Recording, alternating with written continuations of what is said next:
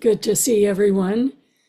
We have been studying the traditional loving kindness practice as taught in the Drikung Kagyu lineage, but essentially that is nuances from the practice of Lord Jigten Sungön, from a practice that is practiced by all Buddhists in all the different eras of Buddhism. We've also been referencing Pema Chodron's wonderful book, The Places That Scare You. And I'm happy to say we're now starting to approach the places that scare you. So you've had a lot of preparation and you've had probably family or communal experiences. So we start to see where we bump up against other people and how difficult maintaining a mind of loving kindness can be. So loving kindness we're defining as the wish for the best, all goodness, cherishing, completely tender and open and undefended heart towards both individual beings and all sentient beings. And we're looking at four main qualities: steadfastness, or not giving up, clear seeing, and today, starting with experiencing our emotional distress as we practice, and attention to the present moment. So all these four qualities are important for truly understanding the practice. And last week, we were talking about how in the loving kindness practice, all of the four immeasurables are present, and particularly noticing as we go forward equanimity. So the sense that we have the capacity to feel loving kindness towards those whom we have an experience of being unconditionally beloved, as well as those beings that we have deep aversion to, and those beings that are personally distressing or irritating towards us. So, how to understand equanimity in the context of our loving kindness practice is always going to be a topic. And so the quote from Pema Chodron today is, "The essence of bravery is being without self-deception. It's not so easy to take a straight look at what we do. Seeing ourselves clearly is initially uncomfortable and embarrassing. As we train in clarity and steadfastness, we see the things we preferred to deny: our judgmentalness, our pettiness, and our arrogance.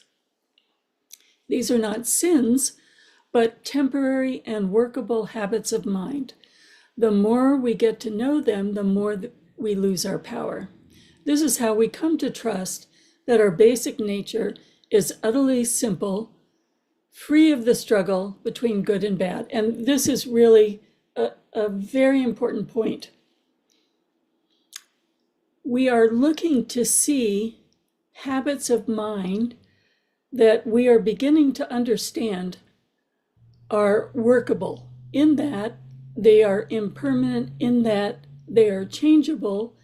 And the essence of training is understanding, let's say, our shadow sides, and training in these qualities of loving kindness and compassion. And as we do that, we are totally letting go of the habit of mind that defines our shadow as bad and our virtue as good. Rather, it's curiosity about how flexible our mind actually is and what is effective training for us. And the purpose of this investigation, I think we'll be working with the loving kindness practice for almost 3 months, is to see all the different concepts and skills you can develop that are effective for you, And at different times, different tools will be interesting and effective. So she goes on to say, a warrior begins to take responsibility for the direction of their life.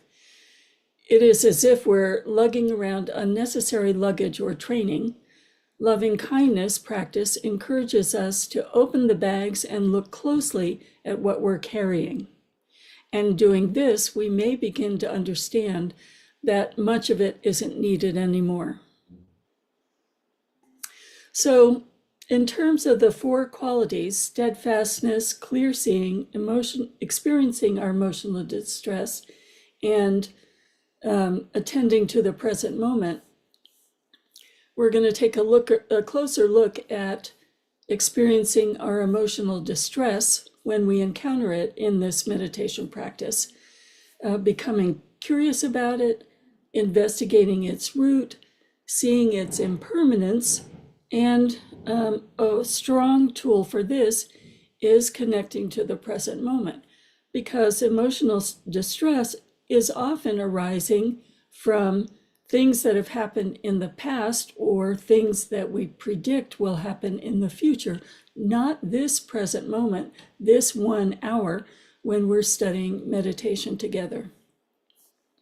So I'm not suggesting that folks go into trauma that you're unprepared to deal with. I really suggest that there may come a time when you want to use this practice relative to trauma, but in that case, you should ask for help from a spiritual friend or a therapist to sit with you. So we are starting with, let's say, difficult and irritating circumstances when we lose our wonderful loving kindness state of mind. And the guidance that actually there's going to be a lot of guidance for this, but the chapter that I'm looking at right now is entitled Meeting the Enemy. And in this chapter, Venerable Pema talks about the near enemy of loving kindness and the far enemy of loving kindness. So the far enemy of loving kindness is really easy to understand. The far enemy of loving kindness would be its opposite, or hatred, anger, or aversion. So when we imagine politics today, we can get angry. When we imagine the world situation, we can easily extend loving kindness to victims, but we often find it difficult to, with equanimity practice, extend loving kindness to the perpetrators. So that's the far enemy. We have aversion to perpetrators, and essentially, this is still a fairly distant situation for us. It's not happening right now to us directly. So the victims are essentially what we would say are neutral people, people that we don't know, and the perpetrators border neutral and aversion or anger or hatred in a reactive response. What's interesting, though, the far enemy is easier to recognize and sometimes easier to work with than the near enemy. The near enemy of loving kindness is attachment. And Venerable Pema says there are 4 relationships that are particularly sticky in our loving kindness practice. Relationships between parents and children, you might have experienced that this week. Between lovers, also, you may have experienced this week. And between, 3 relationships, between spiritual teachers and their students. So all of these are sticky relationships because there is attachment. So although we have an openness in these relationships, and we have an aspect of loving kindness arising, we also have attachment arising. Venerable Pema goes on She uses a Tibetan word for attachment called lenchek. Lenchek points out how free-flowing love can go astray and get stuck. It is characterized by clinging and self-involvement. It's like weaving ourselves into a web of shared neurosis, which by its nature inhibits human growth. Inevitably, lenchek in relationships turns into a source of irritation and blindness. Loving kindness is different from attachment or lenchek because it's not based on need. It's genuine appreciation and care for the well-being of another person for their own sake, not because they're worthy or unworthy, not because they're meeting your expectations or not meeting your expectations, not because they're loving in the way you would hope they would be loving towards you or not. Has nothing to do with that. It is unconditional. And often in the relationships that she's describing, we have conditions. I want you to give me what I need. I want you to be loving towards me. I want you to return the love that I feel like I need. Anyway, I think you all get it. There's a complexity in the relationships she's describing. And there's an old Tibetan adage that I think when I first heard it 30, 40 years ago, I really had a little bit of reservation about, but now it's absolutely clear. And that's that over time, friends become enemies and enemies become friends. So we have, wonderful relationships, we have a disagreement, then all of a sudden we have enemies. We have enemies that all of a sudden do a kindness for us and they become friends. So there's we call it life's roller coaster. But what's fascinating is that it is sometimes more difficult to do this loving kindness practice towards our dear friends and family due to discord, mixtures of historic wounds, sometimes betrayal, sometimes violence. So it is profound in conjunction with the relationships in the category of our near enemies or our complicated relationships within our families and loved ones. Certainly, we're aware of many, many sanghas where there have been, not only sanghas, we look at religions across the world and see that spiritual teachers can't always walk the talk, let's say, and people experience deep wounding when that happens. So there's also that complicated attachment to spiritual teachers and the sense of needing something from spiritual teachers and wanting them to be, let's say, embodiments of the ideal, which only a very, very rare few are able to do.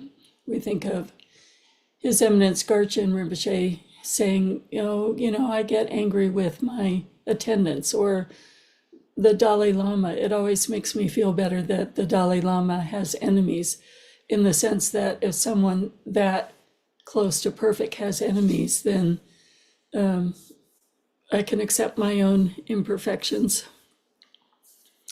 So we're going to go into the loving kindness practice this morning, and I'm going to just review Lord Jigten Sumgön's particular instructors. And this time, we're going to let your imagination just be freely open.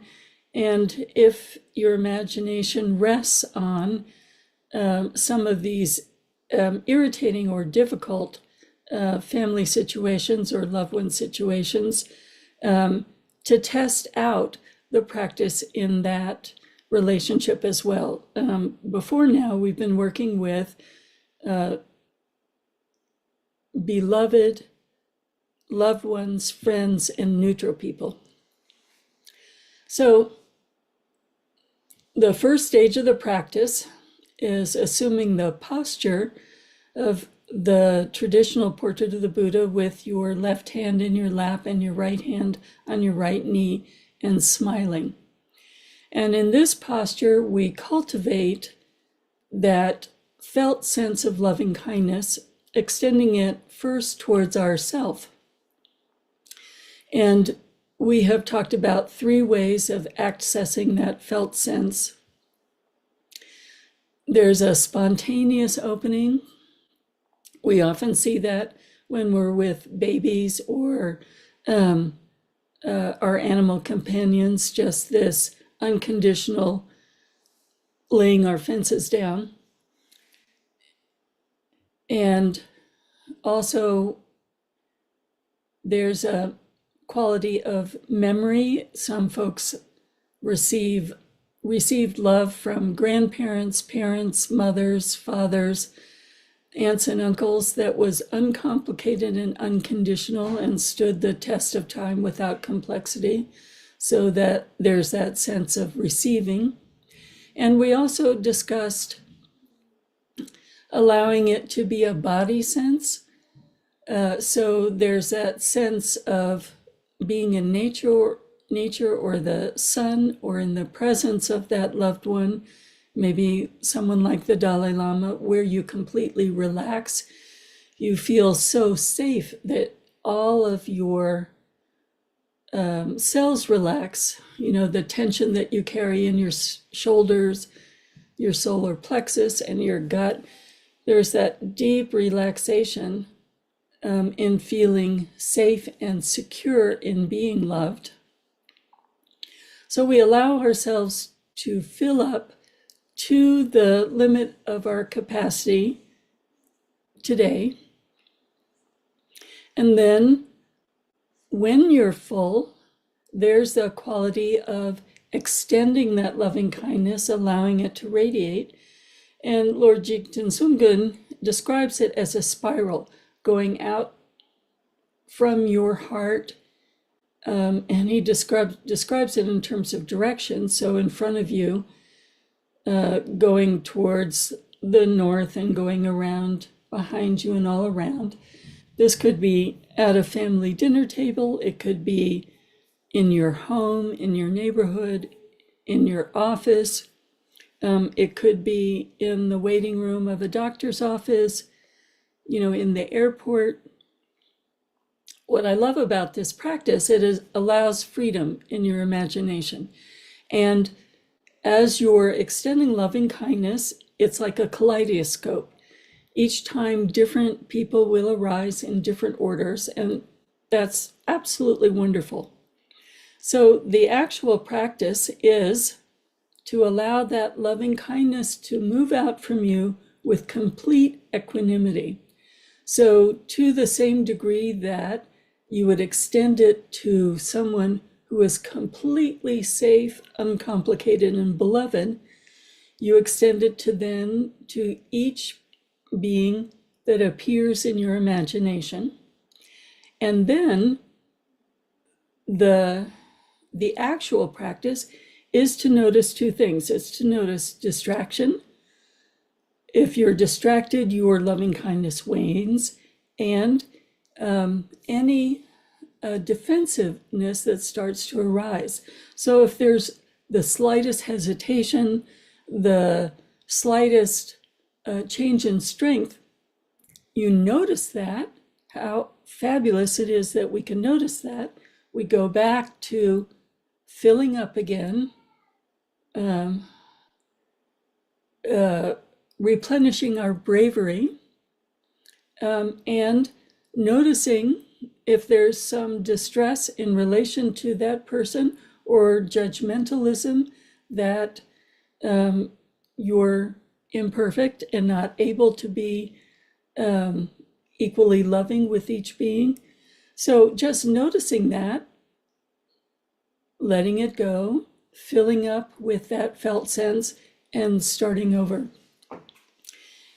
Eventually, it's bound to happen that difficult or irritating people arise in your imagination.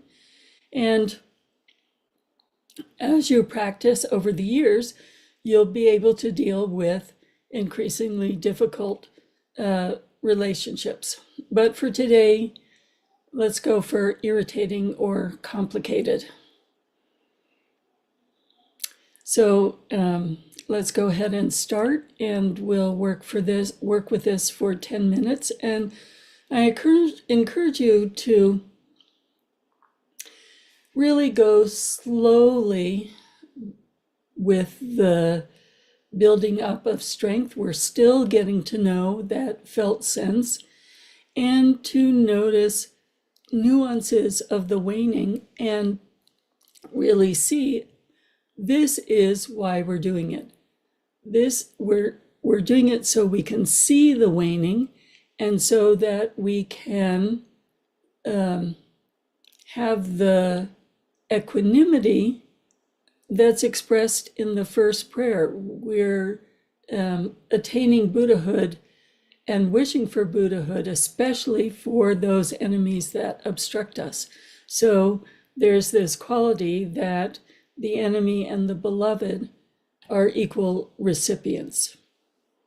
And it could take months and years with some of our complicated relationships to have that complete felt sense and be totally undefended, have our solar plexus and our gut totally relaxed as we extend the loving kindness. Or if you had some family disagreements, how fabulous. It gives you an opportunity to work with this. Again, going slowly and carefully, experiencing your distress, not judging your distress, but after experiencing the distress, going back to filling up with the loving kindness and starting that expansion again. Okay, so let's begin. Remember to smile.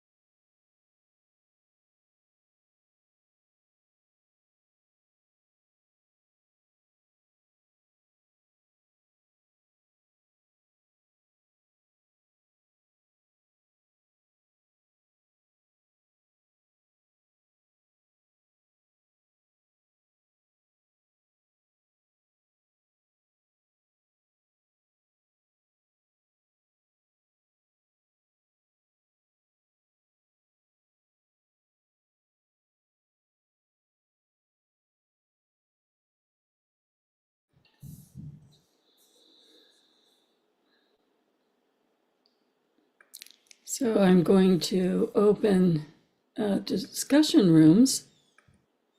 You may want to express your experience going a little bit further with difficult people, or you may want to keep meditating. So either is fine.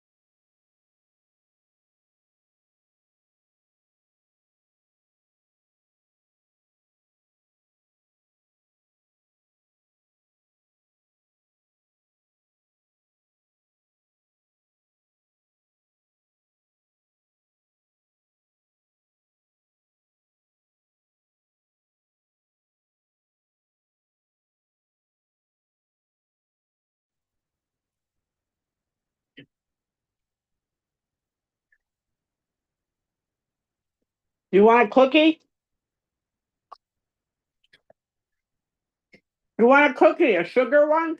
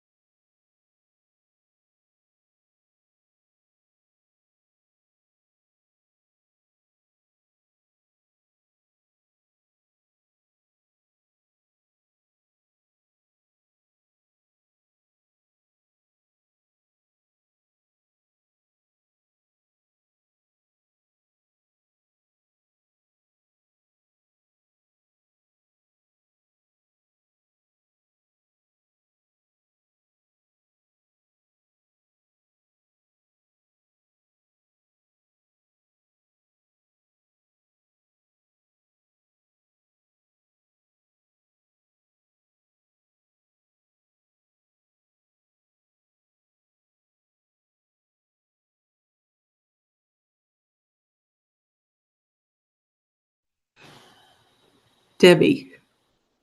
As people are coming back in, I'll close the YouTube. Bodhicitta, excellent and precious mind, where it is unborn, may it arise. Where it is born, may it not decline, but ever increase, higher and higher. So you see, we're working on the ever increase.